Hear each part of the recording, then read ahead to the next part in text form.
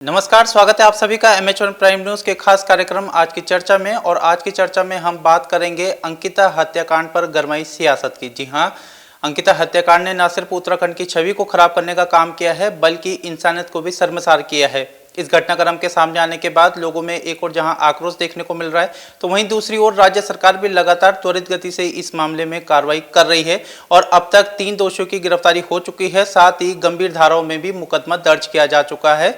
इस अंकिता हत्याकांड ने अपने पीछे कई ऐसे सवाल छोड़े हैं जिस पर चर्चा करना बेहद ही जरूरी है। तो इसलिए दर्शकों, आज हम इसी मुद्दे पर चर्चा करेंगे, अंकिता हत्याकांड पर गरमाई सियासत की। और हमारे साथ बातचीत करने के लिए हमारे साथ स्टेट हेड योगेश राणा जी हमारे साथ हैं। आपका बहुत बहुत स्वागत है सर इस चर्चा में। Thank you. इस चर्चा को करने में बड़े दुख भी हो रहा है, शर्मसार भी कहीं ना कहीं उत्तराखंड हुआ है, लेकिन पीछे अंकिता हत्याकांड ने कई ऐसे सवाल छोड़े हैं सर, उन सवालों पर आपसे प्रकाश डालना चाहेंगे। देखिए, अंकिता हत्याकांड उत्तराखंड में जो सालों से कुछ व्यवस्थाएं चली आ रही है, जिन पर चर्चा की जरूरत है, हालांकि बीच बीच में चर्चा भी होती ही रही है, उन सवालों को एक बार फिर जन्म देता हुआ ये एक हत्याकांड जो इतनी घृणित और इतनी एक घटना घट गई है, बड़ी दुखद घटना घट गई है, इसकी वजह से फिर ये सवाल चर्चा में आ गए हैं। पहली बात, इस पूरे मामले ने एक बार फिर उत्तराखंड में जो राजस्व पुलिस व्यवस्था है, जो पटवारी पुलिस व्यवस्था है, उस पर इतना बड़ा सवाल खड़ा किया है कि 18 तारीख को वो लड़की गायब हो जाती है और 18 तारीख को गायब होने के बाद उसी दिन जो पटवारी चौकी है उसमें एक तहरीर दे दी जाती है और वो तहरीर वही लोग देते हैं जिन्होंने उनको मारने का काम किया। यानी कि तहरीर की ये जांच तक नहीं होती है कि तहरीर सही है या नहीं है। ये जाहिर सी बात है, 22 तारीख को ये मामला ट्रांसफ़र होता है सिविल पुलिस को। जब मामला, और वो भी ऐसे नहीं ट्रांसफ़र होता है, ये तब ट्रांसफ़र होता है जब सोशल मीडिया पर बहुत ये वायरल होता है, चर्चा में आता है और वहाँ के जो कई सारे स्थानीय पत्रकार हैं वो इस पर बहुत ज़्यादा चर्चा करते हैं, तब ये ट्रांसफ़र होता है। और उसको ट्रांसफ़र होते हैं जब रेगुलर पुलिस के पास आता है तो कुछ ही घंटों में ये पूरा का पूरा मामला खुल जाता है। यानी कि ये बहुत, अगर जरा सी भी तफ्तीश हुई होती तो ये 18 या 19 को ही खुल जाता। पहली बात तो इस पूरे मामले ने एक बड़ा सवाल खड़ा किया है राजस्व पुलिस व्यवस्था पर। दूसरा, एक बहुत बड़ा सवाल खड़ा किया है कि भू कानून पर। आप एक बात देखिए, उत्तराखंड में बार बार एक सवाल खड़ा होता है कि भू कानून सख्त क्यों नहीं लाया जा रहा है। कोई भी बाहर से आदमी आते हैं, लोग दूसरे प्रदेशों से आ रहे हैं, जो पैसे वाले लोग हैं, जो रसूखदार लोग हैं, जिनके पास धन संपदा है और वो उस धन को यहाँ आकर अपने ऐशो आराम के लिए इन्वेस्ट कर लेते हैं और उसकी कोई तंत्र नहीं है। उत्तराखंड में कोई ऐसा तंत्र नहीं है जो ये जांच सके कि भू कानून को लेकर कहां पर लूट हो रही है, जमीनों की लूट कहां पर हो रही है। अभी जो और सहयोग करने लग जाते हैं बहुत सारे लोग।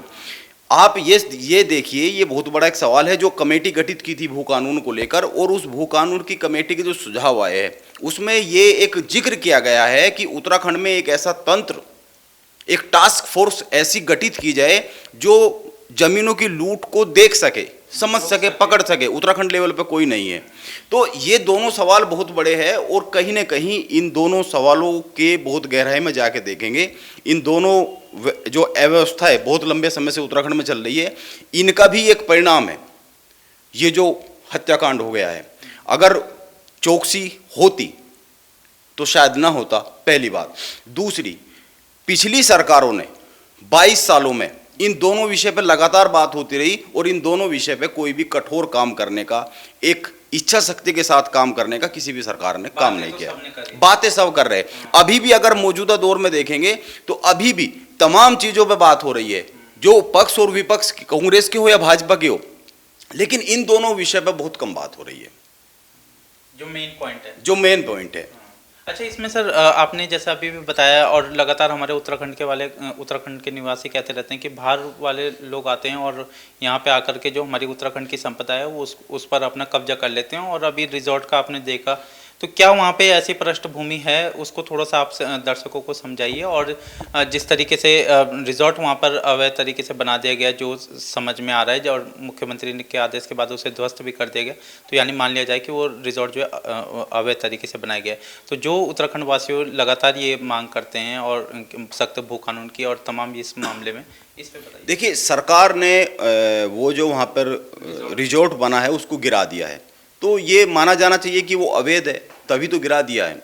दूसरी बात, एक महत्वपूर्ण बात है, पुष्कर सिंह धामी भी लगातार कहते रहे हैं, जो कमेटी की रिपोर्ट आई है भू कानून पर, उसके बाद भी पुष्कर सिंह धामी का बयान आया था, ये आया था कि निवेश जरूरी है, यानी कि जो उत्तराखंड में आ रहा है निवेश के लिए, उसका इन्वेस्टमेंट के लिए जो आ रहा है उसका स्वागत है, लेकिन जो जमीनों की लूट है 12 एकड़ और बड़े बड़े पैमाने पर जितनी ज़रूरत है उससे ज़्यादा दे दी जाती है, और जो कृषि भूमि खरीद कर उनमें होटल बना देते हैं, बड़े बड़े बंगले बना देते हैं, साल में केवल कुछ दिनों के लिए आते हैं, तो उस पर बहुत सख्ती की ज़रूरत है, इसमें कोई दो राय नहीं है। दूसरा, इसमें एक और मामला सामने आता है कि अगर आप ऋषिकेश की बात करें जहाँ पर यह घटना घटी है, तो गंगा के इस पार अगर बात देखें तो नक्शे पास कराने के लिए और कोई भी चीज़ काम करने के लिए वहाँ प्राधिकरण की इजाज़त की ज़रूरत है, और गंगा के उस पार अगर आप देखेंगे तो कोई इस तरह की ज़रूरत नहीं है। तो ये एक बहुत बड़ी, आप ये समझिए कि बहुत बड़ा एक चिंताजनक पहलू है पूरे प्रदेश में ये, क्योंकि पर्वतीय क्षेत्र है और पर्वतीय क्षेत्र होने की वजह से यहाँ पर इन सब चीज़ों पर बहुत ज़्यादा ध्यान देने की ज़रूरत है कि जो बाहर का आदमी आ रहा है, जो निवेश के नाम पे आ रहा है, इन्वेस्टमेंट के नाम पे आ रहा है, वो सही कर भी रहा है कि नहीं कर रहा है, उसकी गतिविधियाँ। पटवारी से ग्राम प्रधान से साइन मरवा के हम काम कर लेते हैं, और दूसरी तरफ आपने देखा कि घास लेने के लिए महिला जा रही है तो उसमें मुकदमा। ये बिल्कुल आपने बहुत अच्छा एक मुद्दा उठाया है, ये शायद वो वीडियो चमोली का वीडियो था। आप देखिए, वन क्षेत्र में अगर कोई लकड़ी लेने जाता है, एक सर्वसाधारण एक नागरिक, या फिर घास लेने जाता है, तो आप उस पर तो केस दर्ज कर देते हैं, और इतने बड़े बड़े कारनामे हो जाते हैं, इतने बड़े बड़े रिजॉर्ट बनाते हैं और उनमें गलत गतिविधियां चलती रहती है, आप उन पे कोई काम करने का काम नहीं करते, सख्ती का काम नहीं करते, या तो आपके पास तंत्र नहीं है कि आपकी निगरानी, या आपकी इच्छा शक्ति नहीं है, यानी कि आपको ये तो पता ही नहीं लगता, और अगर पता लगता है तो आप करना नहीं चाहते हो। ये साफ सी बात है। अभी भी निकल करके आया है, लेकिन इसमें कोई सिस्टम ने कोई ऐसा अपनी तरफ से कोई जांच नहीं करी है, जो बातें निकल करके सामने आ रही कि अनैतिक कार्य उस रिजॉर्ट में होते थे। हाँ बिल्कुल, और इस तरह के मामले ऐसा नहीं है, बीच बीच में आते रहते हैं, और मैं ये कहता हूँ कि उत्तराखंड के 61% जो हिस्सा है उसको राजस्व पुलिस देखती है। अब ये मामला इसलिए चर्चा में आ गया, रेगुलर पुलिस के पास पहुंच गया, सोशल मीडिया पे वायरल हो गया, कुछ लोगों ने, जो स्थानीय पत्रकार हैं उन्होंने उठा दिया। ये क्या ये माना जा सकता है कि उत्तराखंड में जो जहां जहां राजस्व पुलिस काम करती है वहां इस सब कुछ अच्छा ही होता होगा, हर मामला इस तरह सामने आ जाता होगा, हर जगह मीडिया जाती भी और हर जगह मीडिया पहुंच भी नहीं पाती है। दूसरा, एक और बहुत बड़ी बात है, 2018 में एक मामला हाईकोर्ट में गया था, एक याचिका हाईकोर्ट में गई थी, और उसमें यह कहा गया था कि जो उत्तराखंड में राजस्व पुलिस की व्यवस्था है इसको खत्म करने की मांग के तौर पे एक याचिका गई थी। हाई कोर्ट ने 6 महीने का समय सरकार को देते हुए साफ साफ कहा था कि 6 महीने में राजस्व पुलिस की जो व्यवस्था है ये खत्म की जाए, और रेगुलर पुलिस, उसकी चौकी, थाने, कोतवाली, ये सब बढ़ाए जाए, और उनको पुलिसिंग की काम उनको सौंपा जाए। अब एक चीज देखिए, पटवारी राजस्व पुलिस में जांच करता है। आज जो आधुनिक दौर है, तकनीक का दौर है, अपराध और तकनीक, अपराधी और तकनीक कई बार मिल के वो तकनीक का इस्तेमाल करके ऐसे ऐसे कारनामे करते हैं, वो पकड़ में आने बहुत मुश्किल हो जाते हैं। आज किसी भी जांच के लिए वो मोबाइल से शुरू होती है। चोर भी अपडेट हो गए, मैं ये कहता हूं कि हर जांच मोबाइल डिवाइस से शुरू होती है, इंटरनेट से होते हुए वो आगे बढ़ती है। अब कौन पटवारी उत्तराखंड में ऐसे होंगे जो इतने हाईटेक होंगे? दूसरा, किसी भी क्राइम सीन पर फिंगरप्रिंट की जरूरत होती है, फोरेंसिक एक्सपर्ट की जरूरत होती है, जो ब्लड सैंपल है उनकी जरूरत होती है, मतलब तमाम चीजों की जरूरत होती है। और उत्तराखंड के 61% हिस्से में एक ऐसी पुलिसिंग है, मुझे तो लगता नहीं है जिसका कोई उपयोग है, जो इसका उपयोग उस तरीके से होगा। खुद आज विधानसभा अध्यक्ष ने भी मुख्यमंत्री को पत्र लिखा है कि भैया ये इस राजस्व पुलिस की व्यवस्था को खत्म कर दीजिए। हाँ, इसमें एक और बहुत महत्वपूर्ण बात है ये, अगर आप देखेंगे हरीश रावत इस पर लगातार सोशल मीडिया पर लिख रहे हैं, विपक्ष भी उठा रहे हैं, लेकिन इस बात को कोई नहीं उठा रहा है। रितु खंडूरी ने, विधानसभा अध्यक्ष ने इस बात को उठाया है कि राजस्व पुलिस की जो व्यवस्था है उसको समाप्त किया जाए और भू कानून पे सख्त नियम बनाए जाए, उस पर सख्ती करने का, उस पर विचार करने का, उस पर एक विश्लेषण का, मंथन का वक्त आ गया है। लेकिन बाकी जो लोग हैं वो खामोश है या उस तरह से बात नहीं करते दिख रहे हैं। देखिए, घटना क्या है वो कहीं भी घट सकती है, और क्राइम एक दुखद पहलू है समाज का, और ये तो बहुत ही दुखद घटना है। एक बच्ची को इस तरीके से अपने 19 साल की उम्र थी और वो आने वाला समय उत्तराखंड का भविष्य थी वो, और अगर उसके साथ इस तरह का होता है तो ये बड़ी चिंताजनक बात है। इसमें अंकिता हत्याकांड में कई सारे ऐसे सवाल आए हैं सर। 18 तारीख को ये बात निकल करके आ गई थी, लेकिन उसके बाद भी 22 तारीख तक कोई कार्रवाई नहीं हुई। क्या आपको लगता है कि बीजेपी नेता जो कि विनोद आर्य हैं और राज्य मंत्री रह चुके हैं, क्या उनके एक रसूख के चलते ये जो कार्रवाई है वो नहीं हो पाई है, और अब जाकर के जब इतना प्रेशर बढ़ा तो कहीं ना कहीं पार्टी के प्रदेश अध्यक्ष को उनको विनोद आर्य जी को निष्कासित करना पड़ा। इसके अलावा अंकित आर्य को भी पार्टी से निष्कासित किया गया। देखिए माना जा हो सकता है अगर 18 तारीख को ये केस जाता है तो इसमें दोनों ही चीज़ें हो सकती है। ये तो इन्वेस्टिगेशन का एक विषय है कि पटवारी जो राजस्व पुलिस है उस पर भी लापरवाही हुई है। ये भी हो सकता है कि वो उनके प्रेशर में काम कर रहा हो, ये भी हो सकता है। हालांकि पटवारी को भी सस्पेंड कर दिया गया है, लेकिन ये इसमें कोई दो राय नहीं है। जब कोई पॉलिटिकल सक्सेस रहती है या कोई और पहुंच रहती है, वहाँ प्रभावित चीज़ें हो जाती है।